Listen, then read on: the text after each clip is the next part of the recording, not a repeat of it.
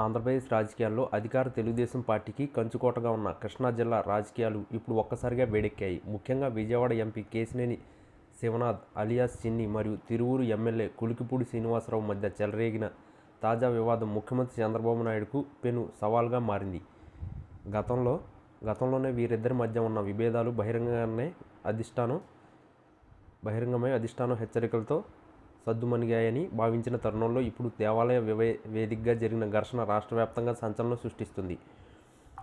గంపలగూడెం మండలం నెమలి శ్రీ వేణుగోపాలస్వామి బ్రహ్మోత్సవాల సందర్భంగా జరిగిన పట్టు వస్త్రాల సమర్పణ కార్యక్రమం ఈ చర్చకు కేంద్ర బిందువైంది. సాంప్రదాయ ప్రకారం ఎంపీ హోదాలో చిన్ని పట్టు వస్త్రాలు సమర్పించేందుకు సిద్ధమవగా అక్కడ ఉన్న ఎమ్మెల్యే కులికిపూడి ఆయన చేతిలో నుంచి పట్టు వస్త్రాలను బలవంతంగా లాక్కోవడం అక్కడి భక్తులను మరియు అధికారులను విస్మయానికి గురిచేసింది.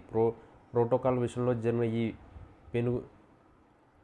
పెనుగులాట కేవలం ఇద్దరు నాయకుల వ్యక్తిగత ప్రతిష్టకు సంబంధించింది మాత్రమే కాకుండా పార్టీ అంతర్గత క్రమశిక్షణను ప్రశ్నించేలా ఉంది. ఈ పరిణామం చంద్రబాబు నాయుడుకు ఊహించని షాక్ ఇచ్చిందని చెప్పాలి. ప్రభుత్వం ఏర్పడిన అతి తక్కువ కాలంలోనే ఒకే పార్టీకి చెందిన ఎంపీ మరియు ఎమ్మెల్యే ఇలా బహిరంగంగా వీధిని పడడం పార్టీ ప్రతిష్టను గంగలో కలిపేలా ఉందని విశ్లేషకులు భావిస్తున్నారు. ఇదివరకే కులికిపూడి శ్రీనివాసరావు ఎంపీ చిన్నిపై తీవ్రమైన ఆర్థిక ఆరోపణలు చేస్తూ వాట్సాప్ స్టేటస్లను పెట్టినప్పుడు చంద్రబాబు తీవ్రంగా పరిగణించి క్రమశిక్షణ కమిటీ ద్వారా విచారణ జరిపించారు. ఆ నివేదిక ఇంకా పరిశీలనలో ఉండగానే ఇప్పుడు ఏకంగా భక్తులు సమక్షంలో ఒకరిపై ఒకరు పట్టు వస్త్రాల కోసం పోటీ పడడం అధిష్టానానికి మింగుడు పట్టడం లేదు.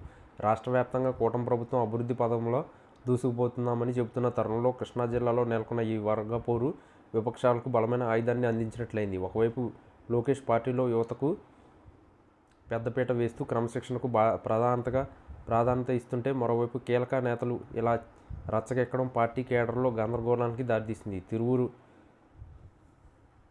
నియోజకవర్గంలో మొదటి నుంచి స్థానిక మరియు నాన్ లోకల్ వివాదం నడుస్తుంది. ఎమ్మెల్యేగా కులికిపూడి తన ఆధిపత్యానికి నిరూపించుకోవాలని చూస్తుంటే ఎంపీగా చిన్ని మొత్తం జిల్లా రాజకీయాలపై పట్టు సాధించాలని ప్రయత్నిస్తున్నారు. ఈ అహంకార పోరాటం చివరకు ఏ పార్టీకి తీరని నష్టం చేకూర్చేలా ఉంది. చంద్రబాబు ఇప్పుడు వీరిద్దరి విషయంలో ఎట్లాంటి కఠిన నిర్ణయం తీసుకుంటారనేది ఆసక్తికరంగా మారింది. కేవలం హెచ్చరికలతో వదిలేస్తే ఈ గొడవలు మరింత